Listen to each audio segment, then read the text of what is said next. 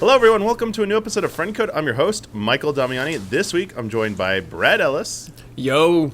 And special guest, RogersBase. How's it going? What is going on, everybody? It's going good. I've been playing some Elden Ring, playing some Triangle Strategy, and now we're talking about Zelda. It's a good year. Yeah, it's a good year for most. Maybe one thing we will be talking about might upset some people. Some people might be a little bit disappointed about, but not wholly unexpected. But you were talking a lot about Elden Ring. You're talking about Triangle Strategy, Roger. Yes. But I want to ask you about another game, because you are playing another game. I am. Yeah, in fact, I just finished streaming one. Fantasy XIV. Oh, we're going there. Okay, wait. I thought you were going to ask me about Kirby. Oh, I like this. Where do you want to start? What do you want to find out about? This is fantastic. Because you were talking to the two guys at Easy Allies who probably play that game the most. We both Brad and I have finished everything through Endwalker, but I know you're in Heavensward. I believe, I actually right? just beat Heavensward. Oh, right, I'm now officially onto Stormblood. So my reaction recap for the end of Heavensward going into Stormblood will probably be next week. But the first Stormblood stream I just did was on Twitch like 2 days ago. So yeah, I'm in the thick of it now. Yeah. So yeah, because I was like, you obviously are liking it by that reaction. Oh yeah. I'm curious, going through those first two parts, A Realm Reborn and Heavensward. The general sentiment always is A Realm Reborn's a little bit worse, Heavensward's much better. Do you agree with that sentiment? And did you think A Realm Reborn was... How did you feel about Realm Reborn in general? Yeah, I had no preconceived notions of like what to expect for Final Fantasy XIV at all, and I am not an MMO person at all either. Like, I didn't grow up playing World of Warcraft. I tried getting into Final Fantasy XI, and I just like couldn't get into it. And then I had heard from very early on that like, 14 is terrible, and then they rebooted 14, and now obviously that's part of the story. So like, that blew my mind from the beginning of Realm Reborn. I'm like, they're making it canon that the first version of this game was bad? Like, this is amazing. So I loved it from the get-go, and I actually really enjoyed Realm Reborn. Like, admittedly, it was a little slower than Heavensward, but yeah, I mean, Heavensward standalone, I'd say is probably like one of my favorite RPGs of all time now, too. It's like Horshaphant and Minfilia. It's like there's too much to discuss. But yeah, I am absolutely loving it. I think the final boss, like technically, of Heavensward, the final steps of fate or faith or whatever that mission is called, I was going through every emotion in the book. Right, I'm laughing, I'm crying, I'm overcome with hype with like the new form of Astinian. It was just, the whole thing was so cool. So I've been having a blast with it, and yeah, I'm taking my time. My hope is that I can get to Endwalker by the end of the year. Is my hope. Because I really do want to play the new expansion whenever that comes out in like a couple of years alongside everybody else. But yeah, I mean, at the pace I'm going, I started Realm Reborn in January and I'm already in Stormblood, so I feel like I'm moving pretty good. I feel like that's such a good mentality to have, is taking your time with that game. And the fact that the expansions come out every few years, it's like, unless you start right before an expansion comes out, that's like a good kind of like measuring stick to use. Like, you got 2-year goal to like catch up with that. That's like plenty of time. But even people are caught up. It's designed just to like play the story if you want. Like, going to drops every few months, they do a small story update and go play other games. So I got to ask you this, because I don't know this, Roger. What is your main class? Like, what are you mostly playing as? I am a Viera Samurai. That's what I am. I wanted to be a bunny boy. The second I saw the added bunnies with Endwalker, I'm like, bro, it's over. I got to do that. So I bought all the way up to Endwalker so I could be a Viera. And yeah, I actually started as a warrior. And then I realized, tank is really important. And everybody relies on you if you're playing tank. And so my girlfriend's been playing with me too as well, and she plays healing class. And so I'm just like, you know what, I'm going to run in as a DPS, and I was trying to figure out which one I would like the best, and really Samurai's the one that just clicked. So obviously, like, as you might have seen with some of my other streams, if you've been seeing them, I don't fully comprehend like everything about the class yet, but I'm getting there. So now I understand, like, okay, you have to do the right combos in the right order to build up from Mifune to do the attack. But yeah, I'm loving it so far. I really am. It's like, the game has gone so above my expectations at this point. And even like the first area of Stormblood that I just got to, Kugane, I think is the name of it, like the cool feudal Japanese place. Bro, I'm in heaven. So if it's already this good, I can't wait to see what's going to happen for the rest of it. Pretty excited to see your adventures continue. May I make one recommendation when you get time? if you haven't done it already, because you didn't mention it by name, and I feel like anyone who's played this would have mentioned it by name. It's a side quest chain that begins in Realm Reborn. It's The Adventures of Hildebrand. The Adventures of Hildebrand. Okay. All right. After you want, I can tell you where to start the quest. We can after the podcast records. I'll just tell you it's in Ul'dah, the one of the towns. I think you will be blown away by it. I think it's right up. It's if you like comedy, man. It is okay. And it's anime. It is the most anime storyline. You are gonna have a fantastic time with it. I'm ready for it. No, the only like side thing technically, but I don't even think it's really a side thing because it's kind of connected to the main story that I did was Crystal Tower, and then everyone's telling me, and then everyone's like, you got to do Coils and you got to do Alexander. Yep. And so I will do both of those at one point, but I'm just trying to get through the main stuff first. Those are to better understand the story to come that you're going to be experiencing. What I'm talking about is not part of the main story. It is its own self-contained thing, but it is probably some of the best, most enjoyable stuff. So it's like the Kakashi takes his mask off episode of Naruto. I'm excited for it. So. Yeah, exactly. And for Brad, real quick before we wrap this up, I don't know if you got to see it, but that live letter, they announced ninja changes. Trick-a-Chack is getting changed. I just saw this today, man. It's a personal DPS increase now. And they made and they changed it to Mug. It's not even Trick-a-Chack anymore. I guess do you play ninja then? Yeah, I Brad's did ninja. for a long time. For like years. I'm playing Reaper right now, but I played ninja for many years. Neat. And then Damiani, what do you play? For serious content, I play healer, White Mage Scholar. Interesting. But I can play tank, DPS, and then, he can play everything. Well, not every job, but like one of every kind of category, like physical, rage, melee, tank, healer. But the other big thing for me is they just also announced I really like the PvP in the game.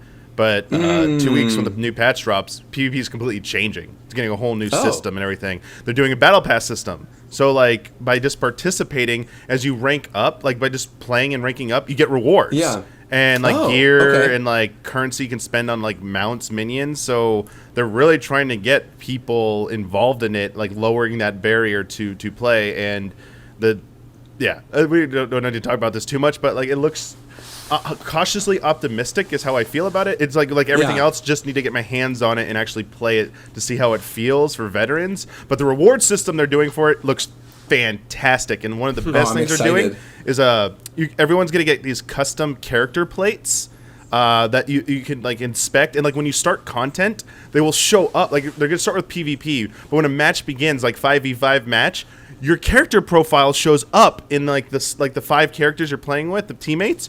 You get to make a profile picture that shows up. Like you get to do like a selfie shot and do that. Yeah, like a G pose. And then, a G pose, and then you can make that onto like this plaque of your card, of your player card, and by doing certain content, you unlock customizable options for it. So I love they're really this. leaning into like that like glamour personalization angle for that, and it starts with PvP, which I think is a smart idea. That's my worry as well, because I love glamour and customization kind of stuff, because obviously like, I'm a huge Animal Crossing fan. That's like one of my all-time favorite franchises.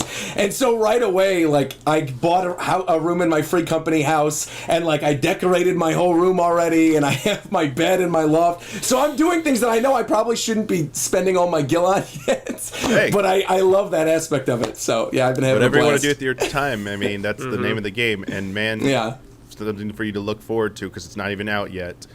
They are literally adding an Animal Crossing thing to the game in 4 months. It's called Island Sanctuary. It's literally an island where you have raised minions, mounts. You have like gardens. It's an island, and with other players. So you can have like Chocobo villagers and Tonberry village. Shut up! I never even knew about this. Wait, did they announce this during that live letter thing? This was announced a while ago during. It was part of the expansion reveal. And we haven't seen anything. They've only shown artwork and listed details, but we haven't seen it in action yet. Yeah. But it's the next patch. So not the one that's coming out this month, but they're every 4 months now. So in August, around August of this year, towards the end of this year, Roger, when you might catch up, that would be ready to go. And I think you just got a live RogersBase live reaction from that. I had no idea they're even putting that in there. That is. I'm thrilled. I'm thrilled. You just made my day. I'm thrilled. I can't wait to play now. Oh man. Yeah. Good stuff. Jones will probably love that too. The two of you probably should like team up for that, man. Oh my god, please, everybody add me. Yes, please.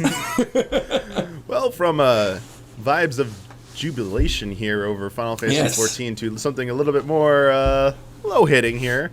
but not wholly unexpected. AJ Onuma this past week gave us a second video announcement, giving us an update on the status of Breath of the Wild sequel, letting us all know that while they indeed tried their hardest to get it out this year, they want to let us know it's going to be hitting next year instead. It's getting officially delayed to spring of next year. We got a tiny bit of new footage, still no title, and yeah, it's kind of like exactly like the last one where it's like, hey, this is what's up, and we can't wait to show you more, but it will come out when it's ready, basically. And as expected, we have a lot of patron questions about why this happened, what does this mean. So I know that both of you are ready to share your thoughts and ideas on this. And that first one, the first question coming from Raul, is about that name. Since we still don't know Breath of the Wild 2's name, I have to assume it must be a spoiler, such as something alluding to playing as multiple characters or whatever. What are your thoughts on this? And do you think we'll get the title before the end of the year? Title? Yes, definitely. I think we'll get it at E3 time. You think whatever. so? Yeah, I think because it's going to be like less than a year out by that time.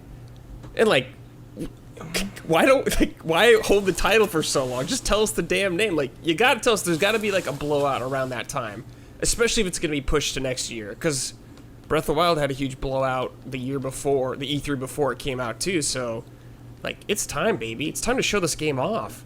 Yeah. I actually don't know.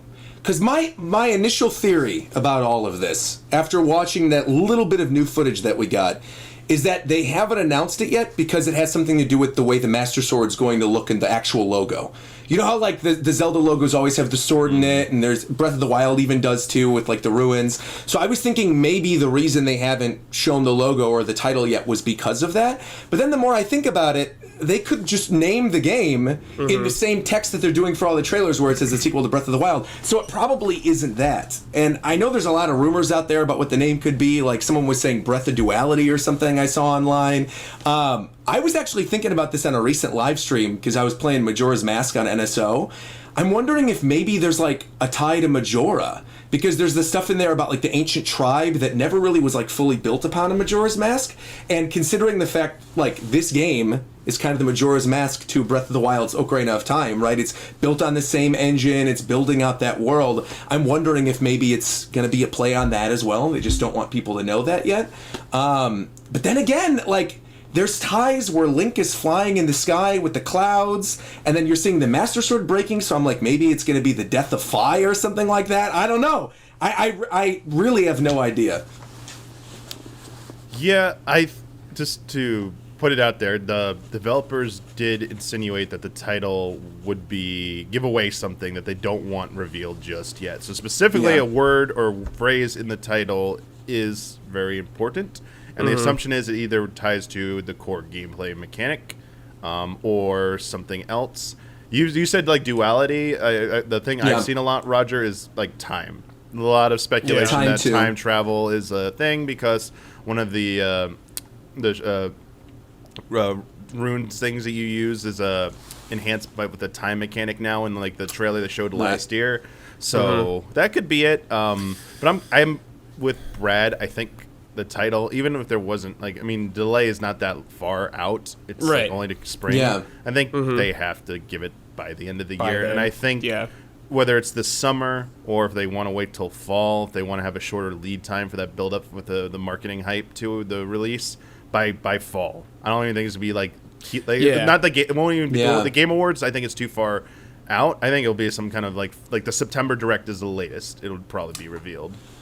Yeah. I guess maybe September Direct sounds more right to me than I think summer. I think maybe the focus during, if they are going to have a summer direct, especially now that there's not an E3 anymore, I could see that being on like Splatoon, considering the fact that's a big summer game. Obviously, Xenoblade is September. Pokemon Scarlet and Violet are also this year too. Like their release schedule is stacked. That's true. I think there are a couple other games too that they have not told us yet that I think are going to make it to that holiday season. Potentially that rumored, Metroid Prime remake or maybe like a mainline Fire Emblem game. And so I don't know if they really want to. I think like if they want to take their time with whatever this game is going to be, right? Reveal the title, show off a lot of the gameplay mechanics. Maybe it will get its own dedicated direct. in the fall. Yeah. Maybe we'll get like a big Zelda focused direct. I think you're absolutely right. Yeah, it's a good point. Brad, I do see what Brad said being possible as well. Because there is no E3 and Nintendo could do what they want. They could do multiple directs in the summer. Yeah, it's more exactly. the timing of it, but you make a good point. There's a lot for them to cover, and this year is pretty stacked as is. So like, they don't really need to play that card of like blowing out Breath of the Wild that soon if they don't want to. Right. So like fall, September direct, or even if they want to do a slightly later in the year, like October, November, just a Zelda direct, as you said. I mean, regardless, even if it's in summer direct, I think you're getting a Breath of the Wild direct at some point, or sequel. Yes, direct, for sure. I forgot Pokemon was coming out this year because of Arceus just came out. Yeah. I already forgot. So and it's wild. weird too That makes because sense. once Pokemon Gen 9 was announced, I was like, oh, Breath of the Wild's getting delayed. Because one, I don't think they want to Same. compete having Zelda and Pokemon, and two, like, admittedly, this is probably not a huge part of why they're delaying it, but I think because of how so many people have been calling Elden Ring this, like, big genre-defying game, like, they're already calling it Game of the Year, I almost wonder if they don't want Breath of the Wild sequel to be in contention with Elden Ring, if they don't want to have the comparisons and be like, let's have 2023 be our big open world game. Obviously, Xenoblade is also an open world RPG, but it's definitely not in the same vein as something like an Elden Ring. So I'm wondering if maybe that played a part in it as well. And they're like, look, we already have Pokemon this holiday season. We don't need Zelda, and we could pace all this stuff out. Yeah, I think Xenoblade and Zelda at the same time would be kind of weird. Yeah. Like, honestly, so Xenoblade would get close, overshadowed way too much. And Yes. that game needs to be able to breathe a little. Exactly. Yeah. Because 2017 played out differently. Breath of the Wild came out at the beginning of the year, and Xenoblade Chronicles 2 came out in December, the very end. I think that was a decently sized gap. Whereas September to possibly October, November, December, like that's too close together for those titles. I don't know, Roger. I mean, I'm not saying what you said is impossible. Like, it could be the reason. I just think it's more the two main reasons are, A, this year is already very crowded. And they were probably like, even if we can get this done, should we? Because they need to be thinking about next year's lineup as well and what's going to come out there. And two, I think not quite, like, they weren't worried about like Elden Ring or anything like that. It's more like there is a lot of expectations for this game. And if they want it, they know it needs a little bit more time just for the polish. I think polish, they don't want to have any of the same sort of technical issues that were there at launch for Breath of the Wild that they had to clean up in patches. I think that could be one of the reasons why it's taking so long as well, but will be another question we'll get into. But I think the delay is fine. Like, obviously, there's been We're questions. used to it. Yeah. It's a Zelda. Would it be a Zelda release without delays? Yeah, right. Yeah. I mean, every mainline Zelda I think ever that isn't a remake has had a delay at some point. Every single one, at least in my memory, because I remember seeing like the old stuff on GameCubeAdvance.com and on game trailers about Twilight Princess and all the different delays for that. And then moving on after that, it's like we had the delays for Breath of the Wild. Eventually saw the stuff at the Game Awards. So again, it's par for the course for the mainline games. I'm not too surprised. I want to say this. I like how they handled it this time. For sure. The sequel, this has been I think in my opinion, it's been well handled as best as they can by coming out what I think is very soon and not leading us on. Whereas you mentioned Twilight Princess, that got like a last minute delay, and that 2005 delay, it was like August when they announced the delay, and it was supposed to come out that November, and that was really hard pill to swallow. So I do think they've learned a little bit about perception and timing and how to like make the message go down a little bit better with their fan base and consumers. Yeah. Now, with Breath of the Wild sequel being cleared out this year, this next question is about what might be able to take its place and still be Zelda related, from Megan Leinert. Hi, panel. Okay. With the delay of Breath of the Wild sequel, could there be any chance of a release of Wind Waker HD or Twilight Princess HD to take its place on Switch? To be honest, for the Switch being out as long as it has and not having these two games yet, it's beginning to be quite frustrating. Why do you think they are just sitting on these two games? I'm right there with Brad. I know. I just saw you just go. Like, why was this out like 4 years ago? Yeah. Like, what's going on? Wind Waker in particular, I think it's criminal. I mean, I know a lot of people like Twilight Princess, but like Wind Waker, in my opinion, is probably like one of my favorite Nintendo games of all time, and I would love to play the HD version of that specifically on a handheld. Maybe they are just going to release it later in the year and have that as like their little holiday thing for Zelda fans. I'm not against it. I'd be happy for it, but I also wonder, like, if that's the case, why they did wait so long. Maybe they just wanted to wait till after Skyward Sword. Like, I don't know. Yeah, Especially if maybe. Skyward Sword is going to relate to Breath of the Wild 2 in some way. I don't know. I never know what Nintendo's thinking, so who knows? I think that's the thing. No one knows what Nintendo's thinking. And while this seems like an obvious thing they should have done, who knows why they pick which older games to bring forward? I mean, it seems just kind of random at times when they pick a game, but there's probably a method to the madness internally that we're just not privy to. I am with you, Roger, as well. I think if it's only going to be one of the two, if I don't think a bundle is very likely. Nintendo's very much about doing piecemeal with these things.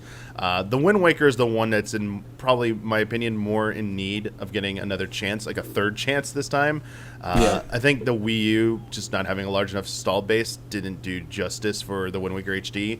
The sad reality, though, is it might do much better on Switch. I expect it to do the best on Switch if it gets released. Yeah, of course. The sad irony of that, the thing to lament about that is it's going to lose some of the features most likely that were in the original Wii U version, because Miiverse doesn't exist. So how are you going to handle like the tingle messages? I mean, they obviously can make an in-game alternative to that and rework it, but I hope they keep as much of that original identity as possible. Yeah.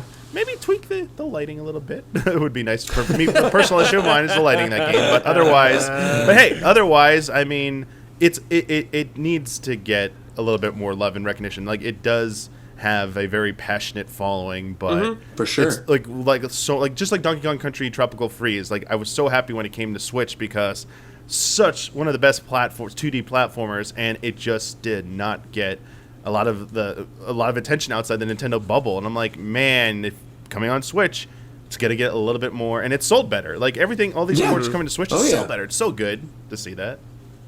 You've got such a huge install base. It's not a surprise. Yeah. I'm hoping for the double pack, both games in one. That's, I think, the play to make. Yeah. Especially because they've been sitting on them so long. And I really hope they kind of, like you said, Dominic, kind of update them a little more, especially Twilight Princess HD. Yeah. That game needs to run in 60 frames. Like, when Skyward Sword's doing it, like, you gotta do it now. That's a very good point. I would also love that, having that dual pack too. Call it like the Golden Collection or something. Yeah, Yeah, I'm totally down with that. Yeah. Please don't make it timed release though, like Mario All Stars. Please don't. Yeah, Roger, just remind me that. It's like, this game is not going to be real. They're going to have like the Golden Triforce whatever bundle for Wind Waker and Twilight Princess this fall, and then in March, by the way, when we release the sequel to Breath of the Wild, this is off store shelves forever. So, yeah, let's hope they don't do that. Possibly. Our next question comes from Shubonker. Hi, allies. Given what Anuma said about the scope of the game in the delay announcement video, and the fact that Breath of the Wild 2 will presumably have been in development for about 6 years when it releases, what do you think that means for the game and its nature? Most of us have assumed that it'll be a pretty iterative sequel, similar to Majora's Mask after Ocarina of Time, but do you think Nintendo decided mid-development to expand Breath of the Wild 2's scope and make it a much more expansive sequel? Yes, I do think that's what happened. I think it was going to be the Majora's Mask approach of reusing a lot of stuff, but I think they got really ambitious and are like, let's just make this the real deal next big thing, not just a little side story. Like, this is a big deal. Yeah. I do wonder, do you think, I know this is kind of like another question, but I was thinking about it as you mentioned that, in terms of like scope and ambition.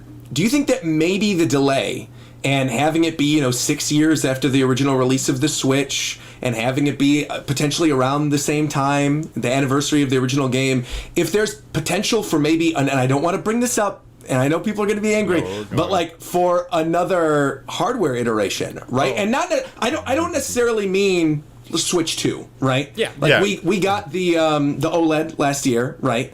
And if you look at DS, right, we had the DS, we had the DS Lite, we had the DSi, and then we had the DS XL. There were 4 versions of it. We've got the Switch, we've got the Switch Lite, we've got the OLED Switch. Like, I would not be surprised if there is some, not necessarily Switch Pro, but something like that that potentially releases in spring of next year within this fiscal year. Because they did say last year we're not going to have a whole new console or whatever during the fiscal year, and then all of a sudden we got the OLED. So it's like, they're out here lying. They're probably working on something. Yeah. And if you look at all the other things that are going on in the world right now and the chip shortages and all that kind of stuff, like it would make a lot of sense if they had planned to launch this new iteration of the Switch potentially around the holiday season and then go, oh, we can't do that anymore, and obviously we want to launch Breath of the Wild sequel alongside that. And again, it wouldn't be to the same level of a cross-generational thing, right, as the Wii to the Wii U or like the Wii U to the Switch or anything like that. But that could still potentially be a possibility. And that goes in line with the scope that you're talking about. If maybe they're like, oh, we can make this game a lot more ambitious, we just need a little bit more power, maybe that's why.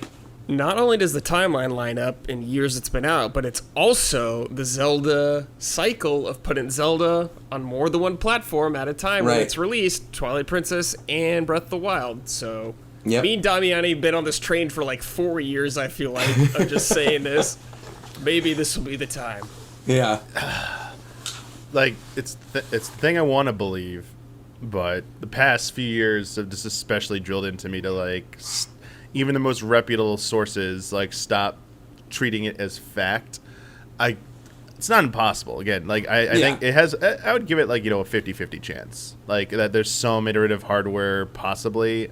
I just think that there's the weird wrench, the thing that throws a wrench into it for me is the Xenoblade Chronicles 3 coming out in September. Right. And that, to me, Monolith Soft is a technical powerhouse at Nintendo.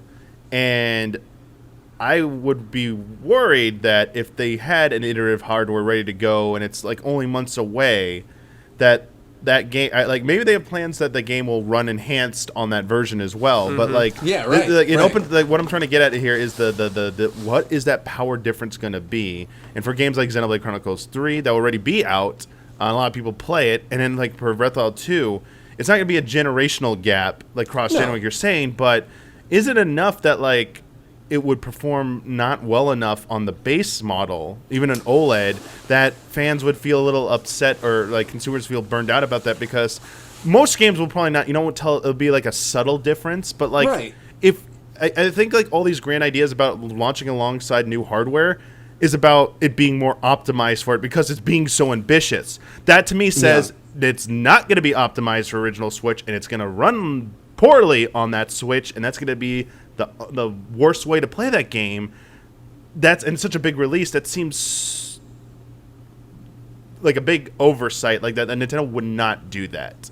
I mean, I don't know, maybe they would, because I mean the Wii U and Switch versions, I mean obviously the Wii U version ran okay, but like it was not as good.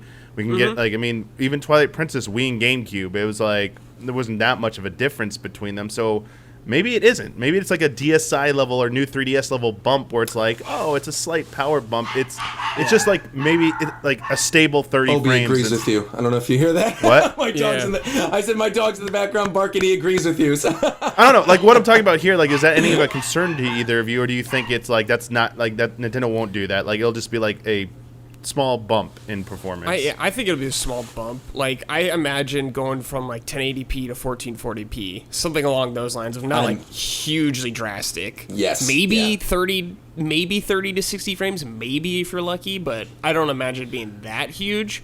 And honestly, I think Nintendo would be really really careful about it running properly on the older hardware.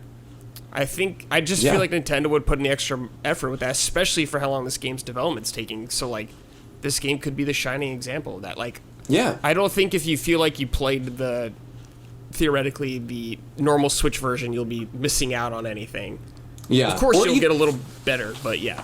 Yeah, or even if, like, I don't necessarily even think that they would release it as two different versions, right? That it's a game that is in it. Just think one. about think about the expansion pack games on N64. Remember we had like Donkey Kong 64 and Majora's Mask and the games that were enhanced by expansion pack. Like you could play, not Majora's Mask and DK64, but there were other games that you could play that had expansion pack support that you could play on a regular base N64. And that's like where my thought process is with this. Not that they would have like a whole second version, but that they would launch it alongside whatever that new iteration of the system would be. And I do agree with you. I think it would be like a new 3DS level type deal. Yeah.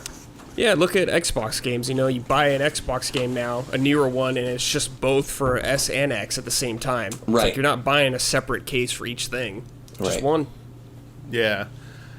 To me, I think it feels like the more likely thing would be just the Switch OLED made a lot of sense to me because it's still the same model. Oh yeah, it has a nicer screen, but like it doesn't really have any more power to it. Like better battery life. It's within the same limits pretty much as the existing units. Like you have Switch Lite, Switch Vanilla, and then Switch OLED.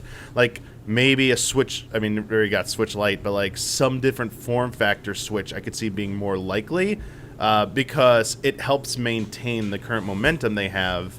I don't know, like because even. I just feel like I know they said that they were in the middle of the life cycle of Switch. I just feel like everything that's been talked about and some of the things being said about this point back to an NVIDIA leak and in a year or two ago Bloomberg Japan report that talks about like upscaling tech to get to 4K, like all these other powerful advantages that would make it, I think, a pretty good bump.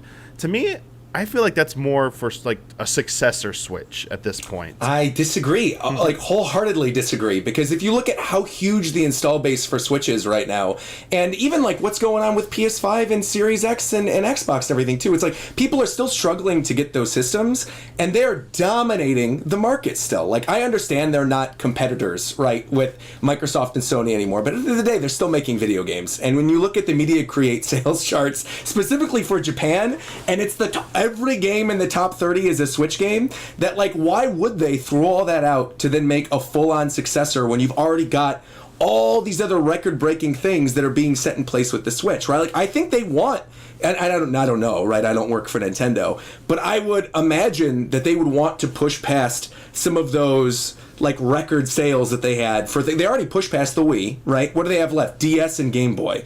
Like they're probably going to surpass the Game Boy by the end of this year with what we're looking at with a new generation of Pokemon and all the other games that are being released, certainly by the release of the sequel to Breath of the Wild. Like I wouldn't be surprised if they're like, look, we don't need to make the jump right now. And maybe that semi-generational leap, right, that they don't have to do a full-on new Switch 2 yet, is for things like porting over other PS4 games, or even potentially, games that couldn't run on that initial hardware, but now they could port over and you could play them in handheld mode. But I don't know. I think they've got such a huge install base, it'd be a shame to throw it out the window, especially if they're first-party games, like you mentioned, with Xenoblade Chronicles 3 and everything running on that base Switch. If you get a game like Xenoblade running on the base Switch, like, you don't need to worry about it still for a while. And not to take over the conversation, but you think about, like, all of the other franchises we still haven't seen on Switch yet, that would make a lot of sense, right? We still haven't had a second 3D Mario. We still haven't had a Donkey Kong game that is like made for the system. We had Tropical Freeze. I think there's a lot of other weird like revival things they could end up doing. Another mainline Fire Emblem, a remake Fire Emblem we still haven't had yet. A full new generation of Pokemon. Metroid Prime 4 is probably holiday next year. So I think like we've got at least 2 or 3 more years with the Switch. So, yeah, I agree with everything you said, Roger. Maybe I didn't make myself clear when I meant the timing of this. Sorry, I've said this in past Friendico's and Press ETLA podcasts. I didn't mean to imply that the Switch 2 is coming out next year. I think it's years off. Okay. I think Switch the Switch 2. I'm like, wait a yeah, minute, sorry. When you start, because I was a little confused, I'm like, well, you disagree so much. I'm like, okay. Yeah. I'm like, well, then when you started your argument, like, oh, you mean the timing? I'm like, okay. Yes. I didn't mean. I see where the cross wires there. I think holiday 2023 is the absolute earliest. I think 2024 is the most likely earliest window for a Switch successor, because when I said they're in the middle of their lifespan, it means they got a few more years left, which is why I also believe factored into Switch Nintendo's decision to push Breath of the Wild into 2023, because they got to support at least probably 2 more years after this year of releases, and it's a smart thing to do. I'm saying everything that people are reporting in the rumors right now that point to some kind of new model, I think that's pointing to the tech for the Switch successor down the road. Like years. I think the only thing that possibly could come I understand now. Okay. The only thing I think that could come out between now and then is another iterative model of the existing Switch, a form factor change to, as you said, to help keep the momentum going without separating any differentiation in quality of the games running to keep that momentum going to chase that DS record, because why would you cut the legs out from under that momentum right now? Exactly. And I think the thing I didn't finish with the Xenoblade Chronicles 3 thing is if they get that running on there and it runs very well, that's Monolith Soft. They're heavily involved in Breath of the Wild sequel. Part of that extra delay time might be because, as I said earlier, they want this to run immaculately on this system because it's their biggest potential be their biggest game, period. I mean, some people disagree that it might even be the original sales. I mean, Animal Crossing is a lofty target to chase, being the best selling game, but in Mario Kart 8 Deluxe, but who knows? I mean, why settle? Like, you should shoot for the stars there, and like, I think they're just treating it like a big deal. This is all this points to like they know Zelda. This has been Zelda's MO forever. We keep joking about it's not a Zelda game without a delay. That's because they want it to be as good as possible when it comes out. And there might always be technical issues here or there with the Zelda release, but man, it's really hard to point to a Zelda release and say that game sucked or that was like needed more time to cook. And it's like, not really. They're all pretty fantastic. I mean, cut content, whole different discussion, but they have a stellar track record with those console Zelda releases. So sorry to talk so long there. I just wanted to clarify that point there. But I think everything you were saying, though, Roger, was absolutely true as well. But scope, though, we're talking about why it might lead to a new system or an iterative thing, but I want to hear some, for the question specifically, some ideas for the scope. Like, because that delay announcement said we're going to go to Hyrule again, the skies above, and beyond the skies. So it's like, what do you interpret as beyond in that statement? Like, what's floating around in that head? Space. Let's go to space, baby. Going beyond. I would not be shocked. And here's why. There was a GDC thing about Breath of the Wild where they showed like early concept art stuff for it. Remember there were like those really weird futuristic versions of the Guardians? Yep. That would be sick if for some reason. And also the first trailer for the sequel of Breath of the Wild, you see the castle rising up, which I think a lot of people just would have assumed going up into the sky, but maybe it's like rocketing off into space and the dungeons are in space or something. I'm all for it.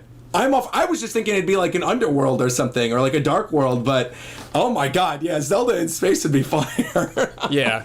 I really hope it's something we haven't seen before. Yeah. Like, I like the dark worlds, but we've done that a lot. Of course. In past Zelda games. Like, I wouldn't be mad if it was in the game, but like, I think you could swing for the moon kind of now with Zelda. Like, they broke traditions with Breath of the Wild, but like, maybe break a little more if you want. Maybe.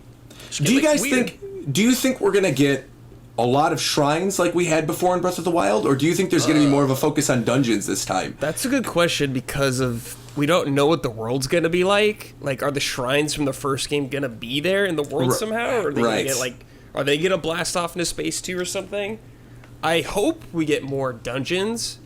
I mean, I like the shrines a lot. They're really fun, but like more traditional proper dungeons with the physics engine and everything I think would be awesome. So hopefully they'll do that. But I don't think it'll be the exact same kind of like shrine setup as Breath of the Wild. Yeah. Like, like running in there and hearing a little beep, going to it. I don't think right. Because I was. Oh, go ahead. No, go ahead. I really want dungeons to come back, and I think as much time as I've been spending on this game, I'm seeing a lot of discussion of people expecting great things from like dungeon-like environments in this game. And they had one of the best dungeon concepts, I think, in the original game was Hyrule Castle at the end. The amount of ways you could tackle that, getting its own special, like I mean, all the other Divine Beasts had a map, but like the scale of that map, I'm like, you know what it reminded me a little bit of is like kind of more like a Souls-like environment where like you have multiple paths to go through, and there's like, which one, am I going the right way in this dungeon? Like it wasn't so much puzzle-based as like, should you go here? There's a hard enemy over here. Uh-oh, it's a little hard. Maybe I'll try and find a different way.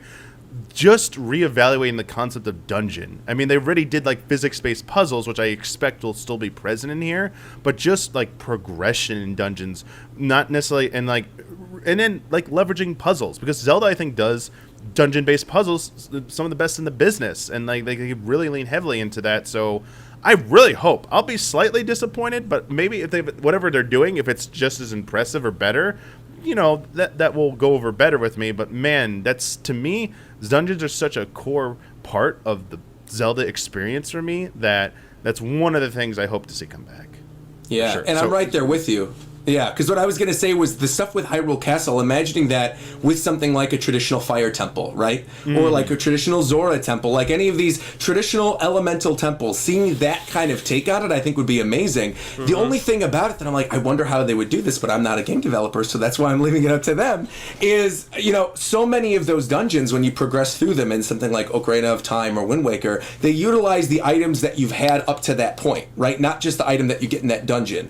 So if the game is fully open world, how do you make these dungeons interesting to traverse in a way where it's not just focused on whatever the gimmick of the item of that dungeon is, right? And maybe that's going back to the dungeon multiple times now that you've unlocked another item, and you're like, oh, this unlocks a new part of it, this is great. Where actually you could semi-complete a dungeon, but no dungeon's complete until you actually have all your items. Oh yeah, no, we've talked about that. Our patron highly anticipated actually was literally just asked about this for our last question. Like, because they're on the assumption that dungeons are returning, so like item usage. So they give some like ideas too.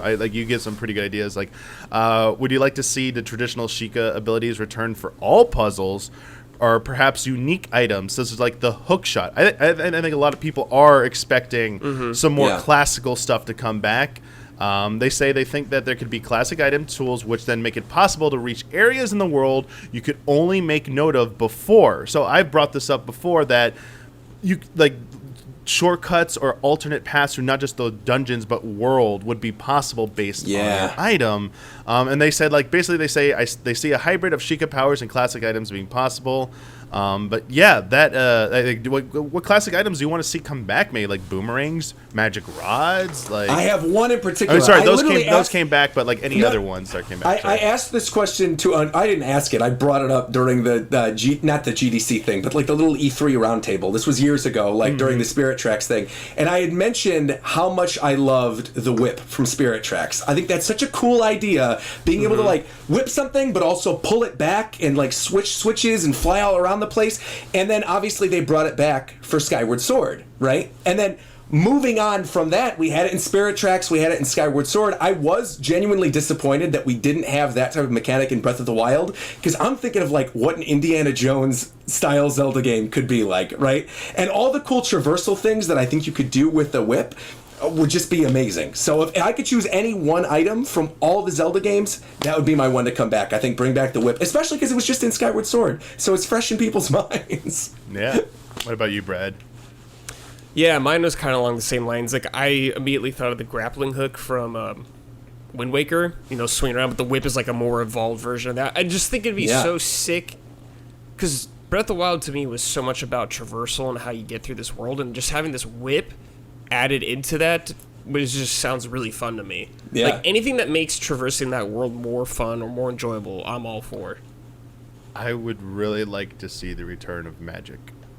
In a magic meter. Like a magic meter? Because that's like been a pretty big staple of past Zelda games. Yeah, I mean, definitely. I haven't been every single one, but maybe being able, like, it could even be like, you know, like Ocarina of Time, you know, we had like Din's Fire, Neighbor's Love, and Flori's Wind, and like one that you warp, like set warp points in dungeon, other like did fire, but like just like basic spells like that. I mean, you could even go like old school style, like Zelda 2, where like you actually learn special abilities that could like fairy, like fairy, or awesome. like a defensive buff, or something like cool. that.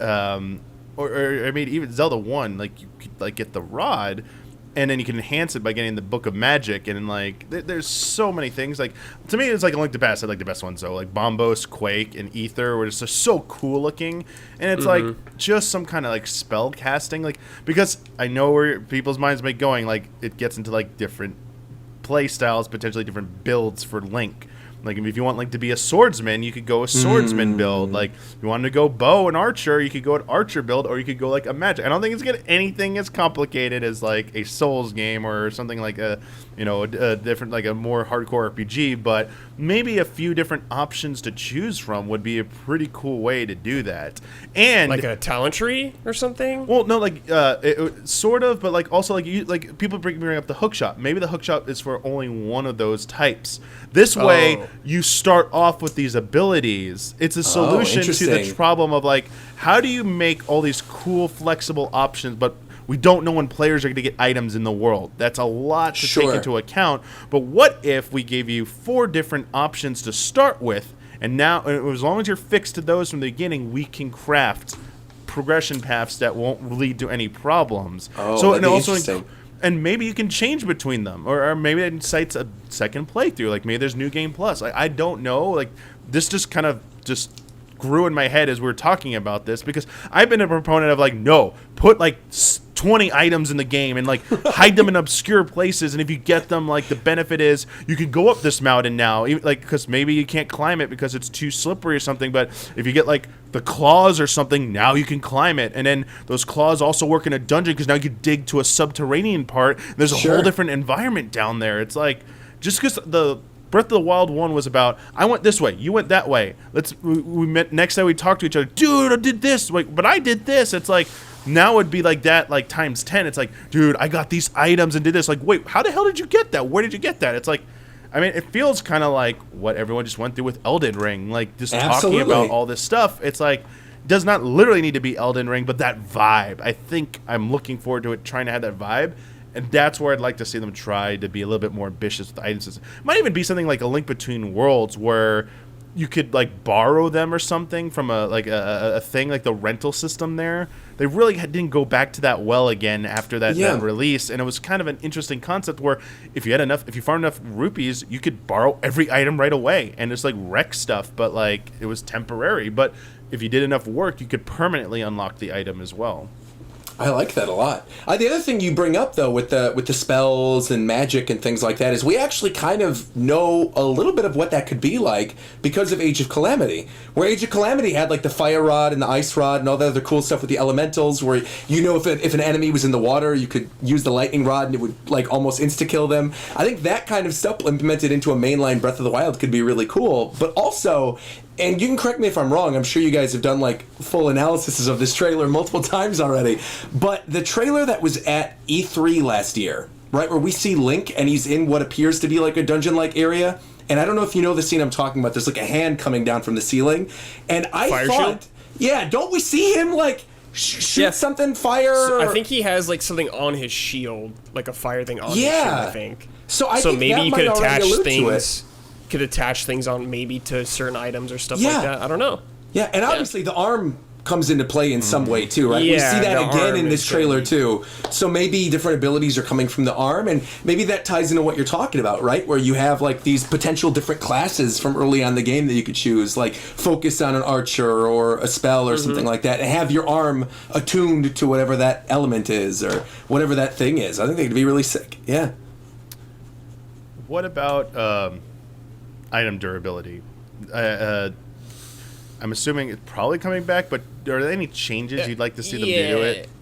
I think it'll be a little more refined in the sense of being able to maybe stick with something you like more easily, like how you could repair the Master Sword or the Hylian Shield in Breath of the Wild. Maybe something a little more flexible like that for many more items. I do think they want you to use a lot of different ones still. Yeah. I think they really like that idea of that for players, but I think maybe some of the later items there might be more than like one or two that you could do that with.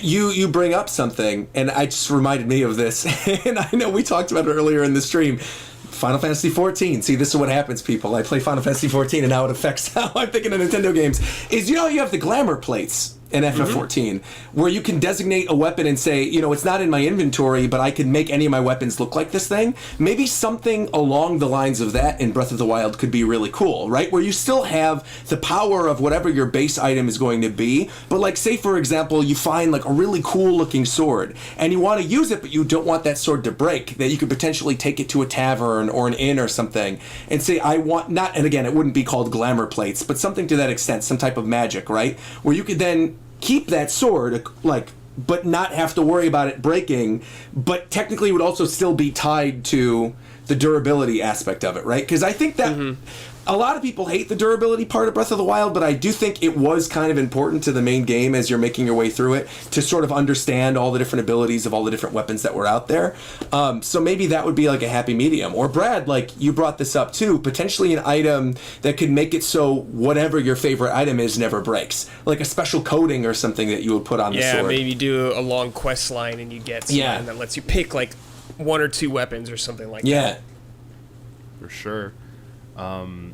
Yeah, they had the dyeing of the outfit system for the gear and stuff, so like they definitely could push it a little bit further. I mean, even sorry to bring up Elden Ring again, you eventually could like make yourself look however you want of the gear you already acquired, but like what you actually were wearing, you had the attributes of that. So they had the glamour system in there too, so we're poisoned. It's a popular thing. It's a popular thing. I mean, of course. Maybe kind of like how the armor was. You get like a sword or something that has multiple tiers or something like that, and you just upgrade each tier for a weapon.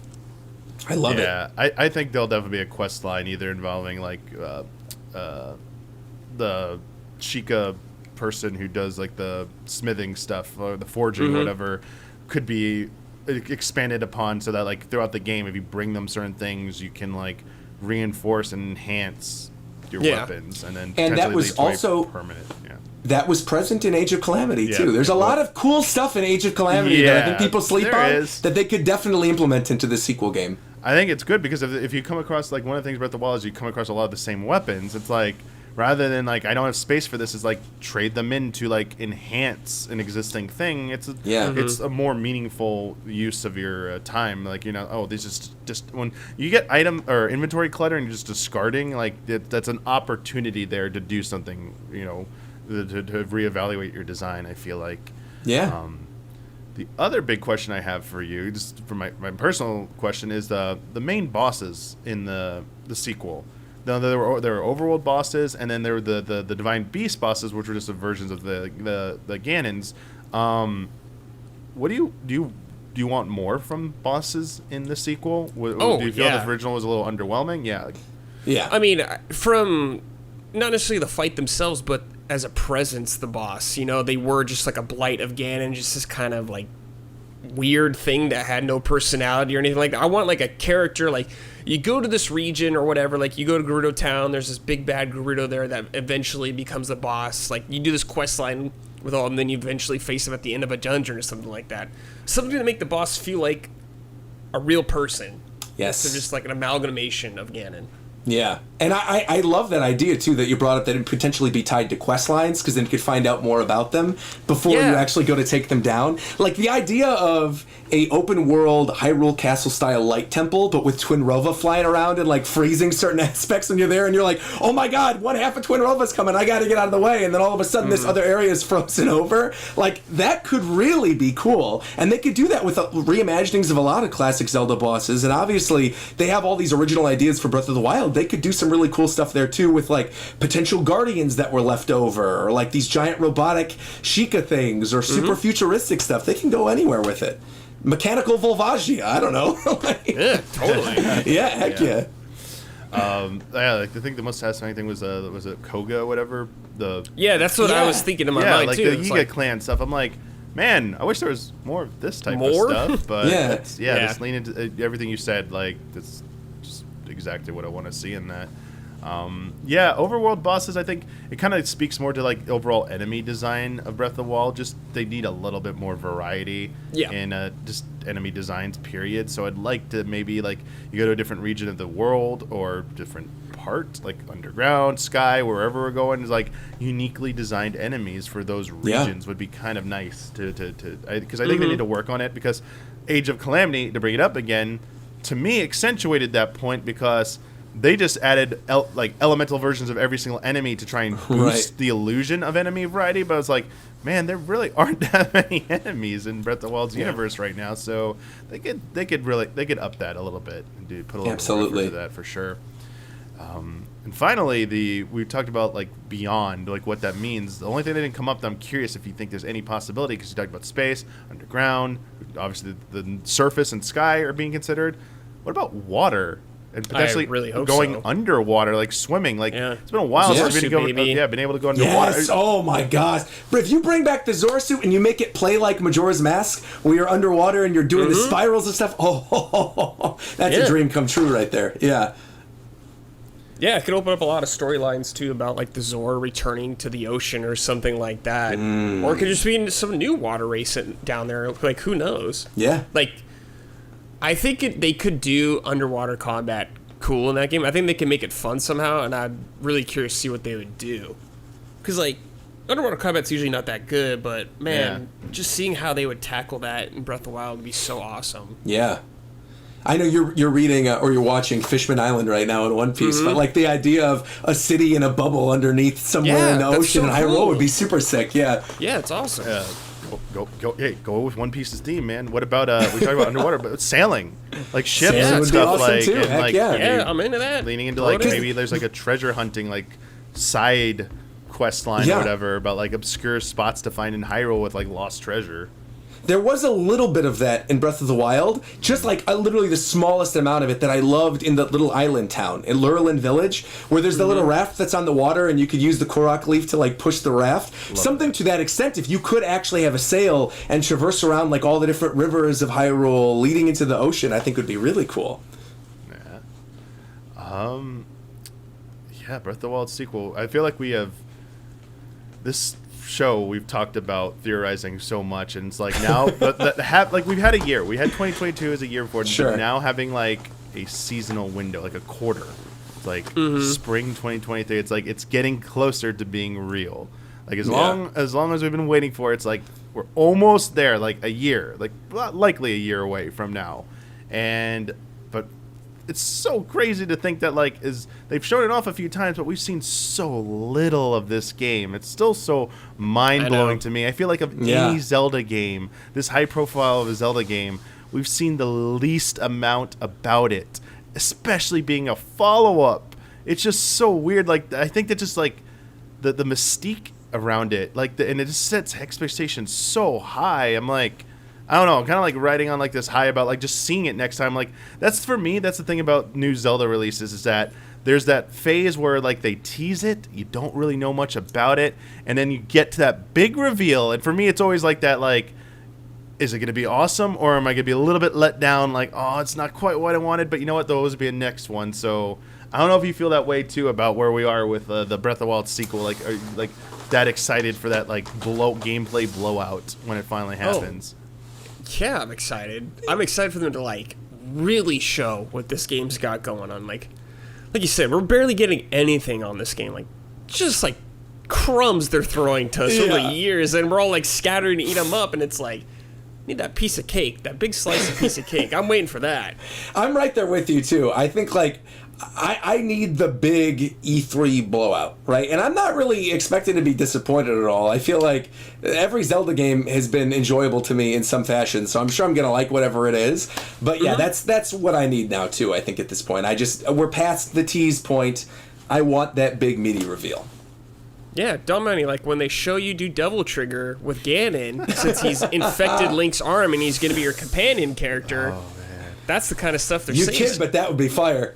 Yeah. I just love this because like we don't know what the hook is. Like we think like people speculated and stuff, but it's like when they finally pull the curtain back and we see why this game's taking so long, why it's so crazy. It's like just you don't get that moment very often. It's like and we're so close to that. Like the release and then this, and it's like, oh, I'm so excited for that. But we still got a little ways to go. And as this year bunch of other great games coming out, not just on Switch, but like other platforms. So, oh yeah, a lot to look forward to and keep you occupied and entertained until that time comes. But unfortunately, the time has come for us to wrap up this episode of Friend Code. I want to thank all of our $5 and up patrons who submitted questions for this episode of Friend Code.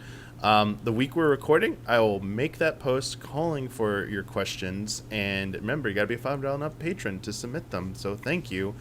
We also have some shout-outs for the month of March. I know this is going up in April, but I missed an episode. I had to skip an episode, so this is a make good to make sure that they get their 2 episodes for the month of March. So shout-outs to L. Thanis, Greg the Dark Knight Kettering, Caleb Togi Crawford, Nick, Raymond Wheeler III, and Zavundut. Thank you so much, and shout out. Woo! We're done for now until we get more info. You never know what this is going to happen. I can't wait.